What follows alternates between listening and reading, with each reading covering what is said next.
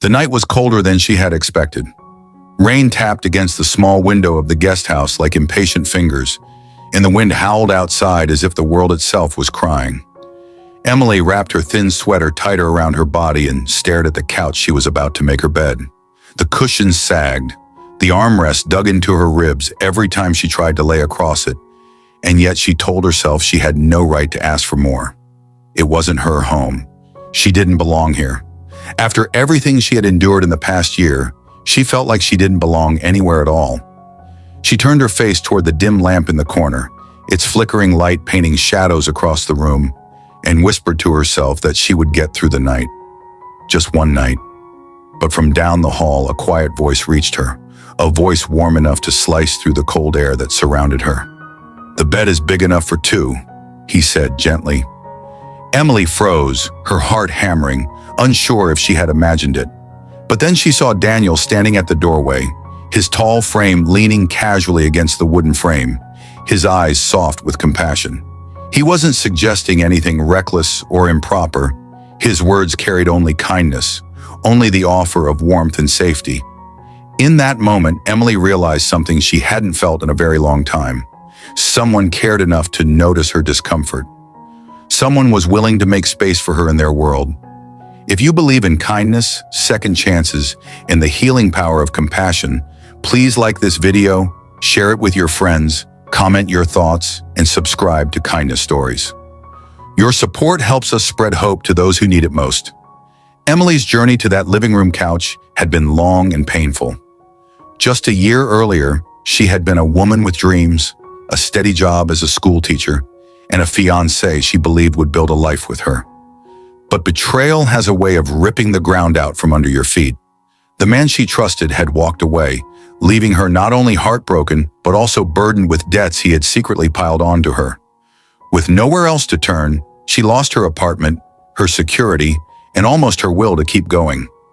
Nights blurred into days as she struggled to survive, working odd jobs, sometimes skipping meals so she could save enough for the smallest of necessities. And then one evening, when the rain had soaked through her coat and the streets had felt crueler than ever, she crossed paths with Daniel. Daniel was not the type of man you would notice in a crowd for his wealth or his glamour. He lived simply, working as a mechanic in the small town where everyone knew everyone else. But there was something about his presence, a steadiness, a quiet strength, that made people feel safe around him. He had known loss too. His wife had passed away years earlier, leaving him with a daughter to raise on his own. Life had taught him resilience, but it had also carved into him a gentleness for others who struggled.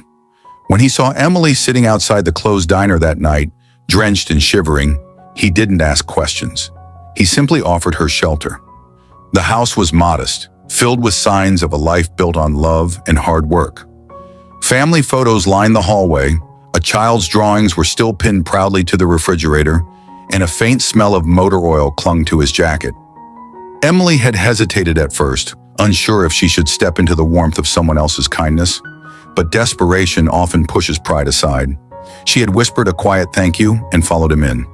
She had insisted she would sleep on the couch, not wanting to intrude further. Yet when Daniel saw her trying to curl up on the two small cushions, he couldn't ignore it. His words, "The bed is big enough for two," were not about sharing space, but about reminding her that she deserved comfort, safety, and dignity too. Emily didn't take the bed that night, not fully. She stayed on the couch, stubbornly clinging to her belief that she didn't deserve better. But Daniel left the door open, his kindness lingering like a blanket around her. For the first time in months, she closed her eyes without fear of the streets outside, and sleep finally found her. The days that followed unfolded with slow tenderness. Emily offered to help around the house as a way to repay Daniel's generosity. She cooked simple meals, tidied the living room, and even helped his daughter Sophie with her homework. Sophie was a bright 12-year-old with curious eyes and an innocence that Emily found refreshing. The girl asked questions freely without judgment, and often held Emily's hand as if it was the most natural thing to do. With every small interaction, Emily began to feel cracks forming in the walls she had built around her heart. Still, the shadow of her past never left her. There were nights she sat awake, staring at the ceiling, her mind replaying the betrayal that had shattered her. She felt guilty for finding comfort in another man's home, guilty for laughing when Sophie made jokes, guilty for feeling safe when she had done nothing to earn it. Daniel noticed her silence, her tendency to withdraw, but he never pressed. He simply reminded her, through small acts, that she mattered. A cup of tea placed quietly on the table beside her, a blanket draped over her shoulders when she dozed off, an encouraging smile when she doubted herself. Weeks turned into months, and slowly Emily began to stand taller. She found part-time work at the local library, her love for books reigniting a spark she thought she had lost. The townspeople who once eyed her with curiosity began to greet her warmly, seeing in her the quiet strength that Daniel had seen all along. And though she still kept her distance emotionally, there were moments when she caught Daniel looking at her with an expression she couldn't quite name. It wasn't pity, it wasn't obligation. It was something deeper, something she hadn't dared to hope for again. The turning point came one evening in winter. The power had gone out during a storm, and the house was lit only by the glow of candles. Sophie had fallen asleep in her room, leaving Emily and Daniel in the living room. She had tried to insist on taking the couch again, her old habit of making herself small, surfacing once more. But Daniel shook his head gently, his voice steady but filled with emotion. "Emily, you've been running from comfort, from love, from yourself. You don't have to anymore. The bed is big enough for two, not because I want to share space, but because I want you to see that you belong here too." The words struck her heart like lightning. For so long she had believed she was unworthy of belonging, of being chosen, of being loved again. Tears filled her eyes as she finally allowed herself to believe what he was saying. That night she didn't sleep on the couch. She didn't even sleep much at all, because for the first time in years, she lay in a bed not haunted by loneliness, but surrounded by safety, warmth, and the steady rhythm of trust building between them. As the seasons changed, Emily's transformation became evident.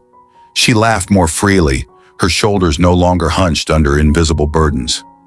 She found joy in helping Sophie bake cookies, in joining Daniel for walks through town, in sitting by the porch as the sun dipped below the horizon. And though she knew scars remained from her past, she realized those scars were not chains anymore. They were proof that she had survived. Daniel never rushed her healing. He simply stood by her, steady as ever, reminding her each day that kindness wasn't something she had to earn. It was a gift freely given, a bridge toward new beginnings. In time, their connection deepened beyond unspoken understanding. It wasn't a whirlwind romance filled with grand gestures. It was quiet, steady, and deeply real. When Emily finally whispered one evening, "I don't feel like a guest anymore," Daniel simply smiled and replied, "That's because you're not." By the time spring arrived, Emily was no longer the woman who curled up on a couch, believing she had no place in the world. She was stronger, braver, and surrounded by a family that had grown not by blood, but by choice. And it all began with one act of kindness, one simple sentence spoken on a rainy night. "The bed is big enough for two." If this story touched your heart, please don't forget to like, share, and subscribe to Kindness Stories. Your engagement helps us continue sharing stories of compassion, resilience, and the beauty of second chances. Special request: comment below with the words "kindness heals" if you believe that one small act of compassion can change a life forever.